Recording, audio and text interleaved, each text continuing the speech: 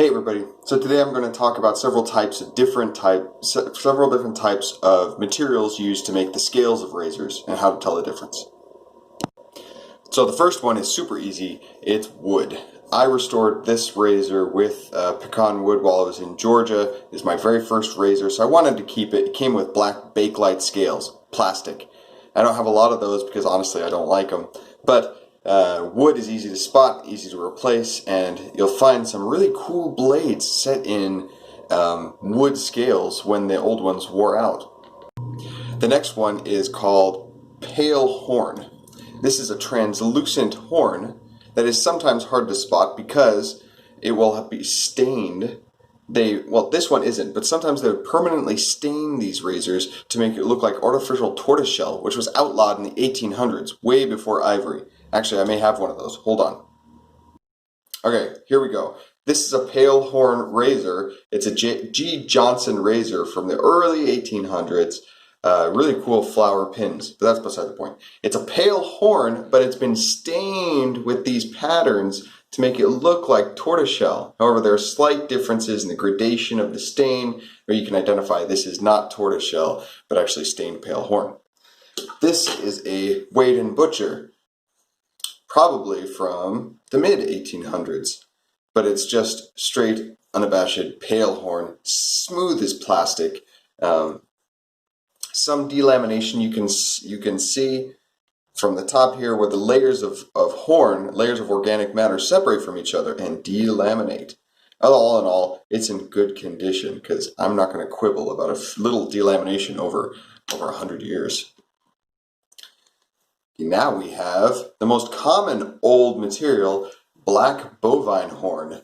This one, classic to the Civil War era, is this pewter or silver inlay that they put on just for fanciness. Excuse me. So, this razor was really interesting. When I found it, it was caked in brown stuff, and when I put it in hot water, it murkied up the water really bad. And I found out that I scratched a little bit and found this pewter inlay. Wiped the stuff off, which happened to be mud, and the mud had preserved this black horn on this Wade & Butcher quite well. Wade & Butcher, Sheffield, got the arrow and the cross. Square point. Wonderful razor. Now I want to get into the two razor scale types that are somewhat confusing and hard to identify.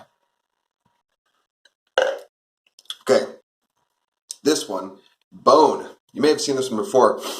I like the long tail here is really interesting. But bone has an inconsistent hue to it. You see different shades, natural discoloration within the bone, but also there's spotting. There are spots where the end of the bone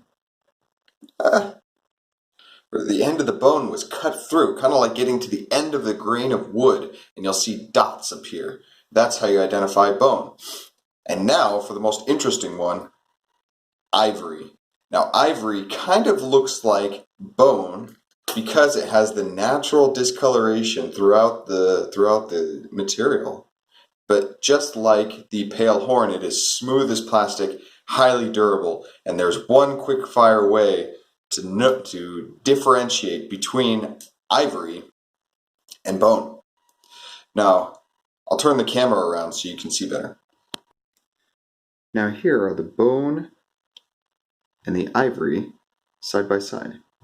The bone here with the long tail, the end of the scales taper to a point because the bone has to be quite a bit thicker throughout the body of the scales than the ivory does. The ivory, on the other hand, maintains its thinness all the way to the end of the scales and hardly tapers at all. Bone has to remain thick because honestly, bone is not as strong as ivory. There's an inherent value in ivory that is so durable, so smooth. That's why it can handle being hit on as piano keys for so long.